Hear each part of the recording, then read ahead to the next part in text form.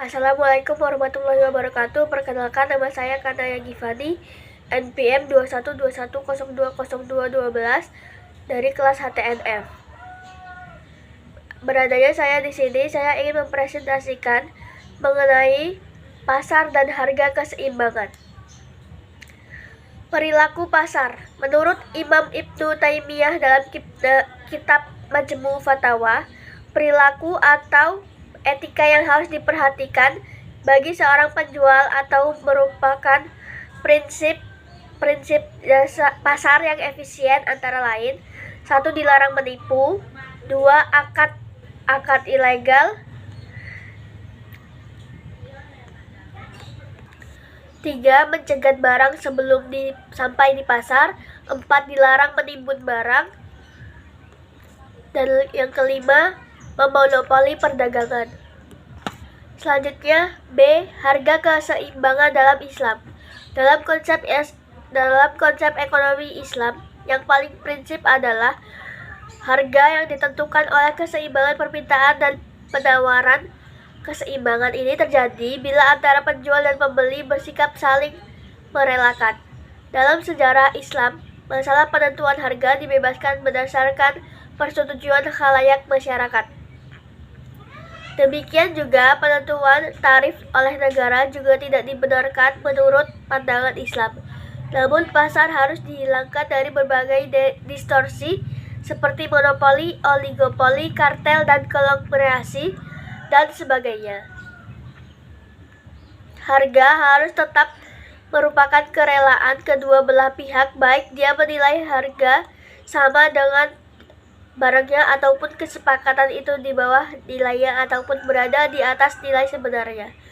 Akan tetapi apabila para pedagang juga menaikkan harga di atas batas kewajaran, mereka itu telah berbuat zalim dan sangat membahayakan umat manusia. Maka seorang penguasa atau pemerintah harus campur tangan dalam menangani persoalan tersebut dengan cara menetapkan harga standar.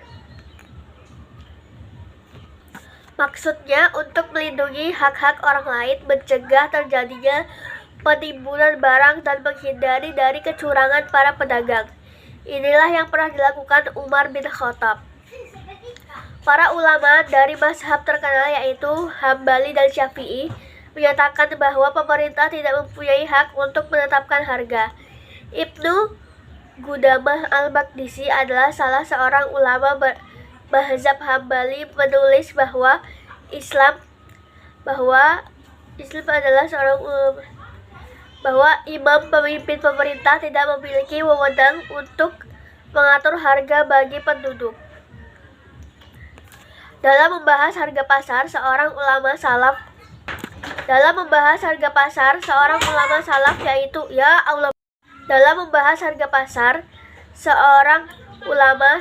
yaitu Ibrahim Taimiyah mencatat beberapa faktor yang berpengaruh terhadap permintaan dan penawaran terhadap harga.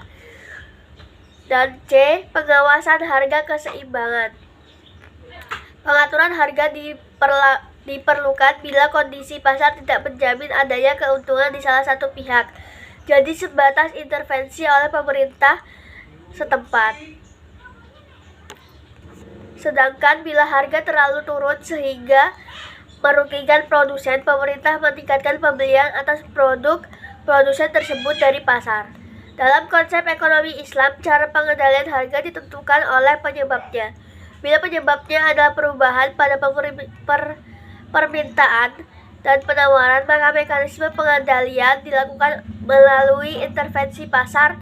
Sedangkan bila penyebabnya adalah distorsi terhadap permintaan dan penawaran, maka mekanisme pengendalian dilakukan melalui penghilangannya sebelum distorsi.